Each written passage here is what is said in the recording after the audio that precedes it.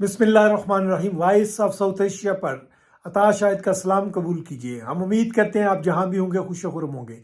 हमारा आज का मौजू है ईरानियन अटैक ऑन इसराइल।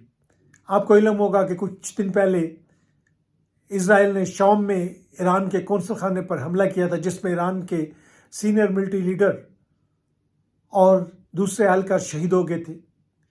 ये बैनुल अक़वामी क़वानीन की एक इंतहाई बुरी खिलाफ वर्जी थी। इसकी जितनी भी मजम्मत की जाए कम है, लेकिन इसराइल जिसने गज़ा में बर्बरियत बरकरार की हुई है और 34,000 से ज़्यादा फ़लस्तीनियों को शहीद कर दिया, जिसमें हज़ारों बच्चे और औरतें शामिल हैं। गज़ा को मलिया मेट कर दिया गया है और वहाँ अब कहत की सूरत नाफज है। लेकिन हमारा आज का मौजू यह है कि क्या इसराइल ने ईरान को प्रोवोक किया था? तो इस सिलसिले में मैं ये कहना चाहूँगा कि इसमें कुछ हक़ाइक़ हैं कि ये इसराइल की एक साजिश है कि उन्होंने ईरान को प्रोवोक किया। और वो क्यों प्रोवोक करना चाहते थे? इसलिए कि वो गज़ा में, आपने देखा होगा कि कुछ दिन पहले गज़ा और स्पेशली खान यूनिस से इसराइल ने अपनी फ़ौजों को निकाल लिया था, क्योंकि उन्हें वहाँ बड़ी सख्त मज़ाहमत का मुज़ाहरा देखना पड़ा। और इसके अलावा 6 माह की मुसलसल जंग, बर्बरियत और मासूम लोगों को खून बहाने के बावजूद वो अपने जो शहरी हैं उनको रिहा नहीं करा सका। आप देखें कि एक तरफ वो ये दावा कर रहा है कि हमने हमास को तकरीबन ख़त्म कर दिया है, लेकिन इसके बावजूद जो कैदी हमास में हैं, अपने तमाम टैंकों, अपने तमाम मिसाइलों और अपनी तमाम ताकत के बावजूद इस चीज़ को इसराइल ने फ्रस्ट्रेट कर दिया। और इस फ्रस्ट्रेशन में चूँकि वो ये समझता है कि जो हमास है उसको ईरान की पूरी हमायत हासिल है, और वो फ्यूचर को भी देख रहा है कि अगर ईरान जो है वो अब एटमी कुव्वत बनने के बिल्कुल करीब है, तो किस तरह ईरान को इसमें शामिल करके वो कोई ऐसा मौका हासिल करे कि वो ईरान पर अटैक कर सके। तो उन्होंने ये एक जाल बिछाया, जिसमें पहले उन्होंने ईरान के कौंसल खाने पर अटैक किया, और जिसके जवाब में अब ईरान के अंदर और बाहर से बहुत प्रेशर था कि वो इस हमले का जवाब दे। तो कल रात को ईरान ने इसका जवाब दिया। 300 से ज़ायद मिसाइल, ड्रोन्स और बैलिस्टिक मिसाइल इसराइल पर फायर किए गए। इसके नतीजे में अभी तक पूरी तफसीलात तो नहीं मिल सकी, लेकिन कुछ नुकसान ज़रूर इसराइल के अंदर हुआ है। अगरचे इसराइल कह रहा है कि 99% से ज़्यादा उन्होंने मिसाइल को रोक लिया था और हवा में ही उनको ख़त्म कर दिया था। अब 99% ना सही, लेकिन 90% तक मिसाइल जो है वो रोक लिए गए थे, और कोई बहुत बड़ा जानी नुकसान तो वहाँ नहीं हुआ। लेकिन ये खबरें ज़रूर हैं कि वहाँ पर जो उनका एक वो अड्डा, जिस अड्डे से उठकर उन्होंने अटैक किया था कौंसल खाने पर, उसको काफ़ी हद तक वो तबाह हुआ है। अगरचे कंप्लीट तबाह नहीं हो सका, लेकिन वहाँ पर काफ़ी नुकसान जो है, उनका मटीरियल नुकसान ज़रूर हुआ है। लेकिन बात यहाँ पे ख़त्म नहीं होती। अब देखें, अगरचे अमेरिका कह रहा है कि वो जो फर्दर जंग होगी उसमें, या अगर इसराइल इसका जवाब देगा तो उसमें शामिल नहीं होगा। लेकिन अब आप देखेंगे जो امریکہ کے پالیسی میکرز، سابقہ پالیسی میکرز ہیں، اور وہ یہ کہہ رہے ہیں کہ اسرائیل کو اس کا ضرور جواب دینا چاہیے۔ جان بولٹن جو ایک بڑا نام ہے امریکہ میں، اور وہ UN میں امریکہ کے امبیسڈر رہ چکے ہیں، وہ کہہ رہے ہیں کہ اسرائیل کو اس کا بھرپور جواب دینا چاہیے۔ یہ امریکہ اور اسرائیل کی مشترکہ ناکامی ہے۔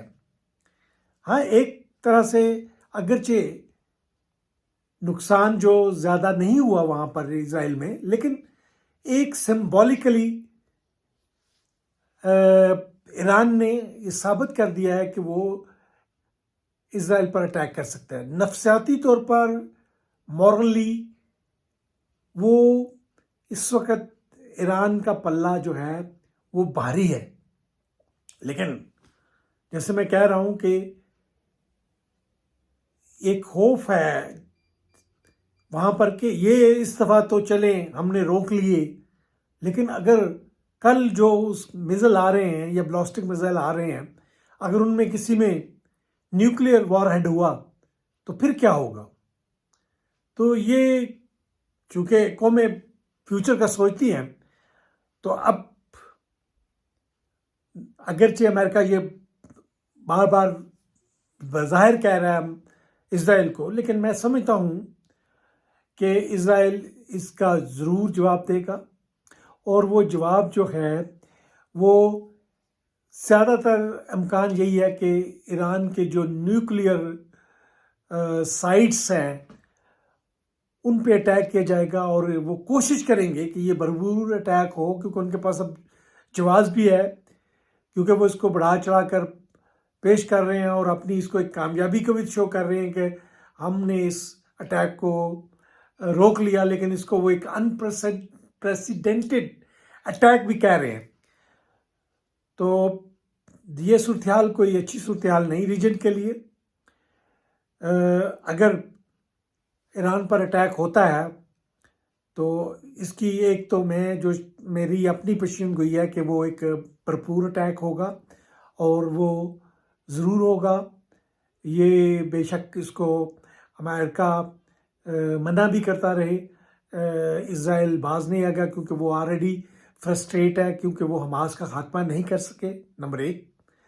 نمبر 2 جو ہے کہ وہ ان کو اب یہ زیادہ شک ہو گیا ہے کہ ایران نیوکلیئر پاور بننے کے قریب ہے، اور نمبر 3 ایران نے اپنے مسل فلیکس کرنے بھی شروع کر دیے ہیں۔ اس سے پہلے آپ کو یاد ہوگا کہ ایران نے اس سے پہلے بھی اپنے مخالفین پر مختلف کنٹریز میں اٹیک کیے تھے۔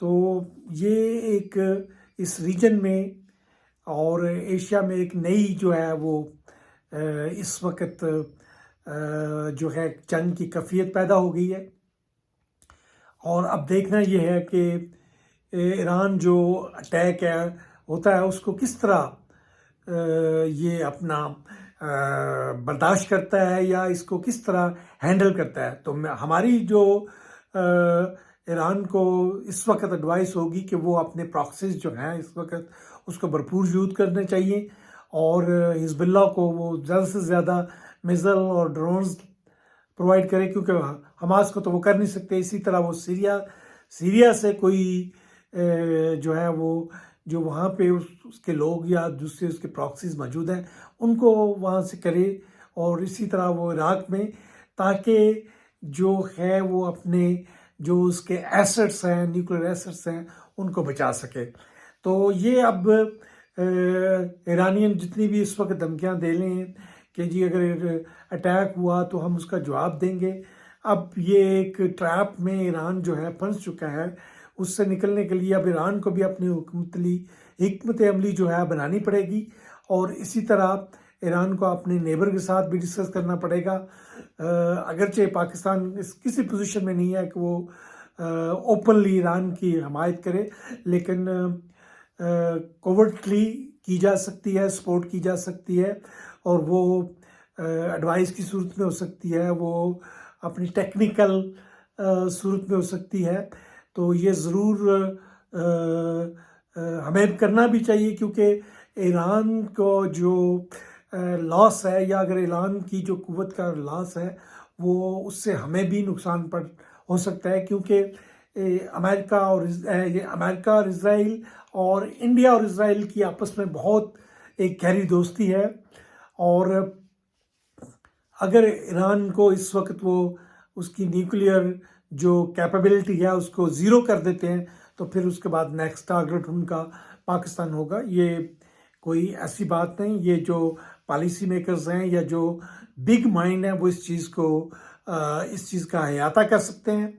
تو سب سے پہلے تو ہم ایران کو مشورہ دیں گے کہ وہ اپنے آپ کو اس کے لیے تیار کرے اور اپنے ایسٹس کو بچانے کی کوشش کرے، اور اپنے جو اس کے ایکسپورٹس کے جہاں سے وہ آئل ایکسپورٹ کر رہے ہیں اور اس کی آئل کی تنصیبات ہیں ان کو محفوظ کرے، لیکن سب سے زیادہ ان کو محفوظ کرنے کی جو ضرورت ہے وہ ان کی نیوکلیئر کیپیبلٹیز ہیں، اور اس کے علاوہ ان کی جو یہ میزائل کیپیبلٹیز ہیں اور ڈرون کیپیبلٹیز جہاں بھی یہ فیسلٹیز ہیں ان کو پروٹیکٹ کرنے کی ضرورت ہے، اور اس کے لیے واحد طریقہ کار اب ان کے پراکسیز ہیں ان کو بھرپور طریقے سے یوز کرنے کا وقت آ گیا کہ وہ بجائے اس کے کوئی ایران کی طرف آئیں وہ ان کو حزب اللہ کی طرف جو ہے وہ یا ہوتیز کی طرف کر دے، لیکن وہ ہوتیز کا تو چونکہ ایک ڈسٹینس بہت زیادہ ہے وہ ڈائریکٹ کنفرنٹیشن نہیں ہو سکتی،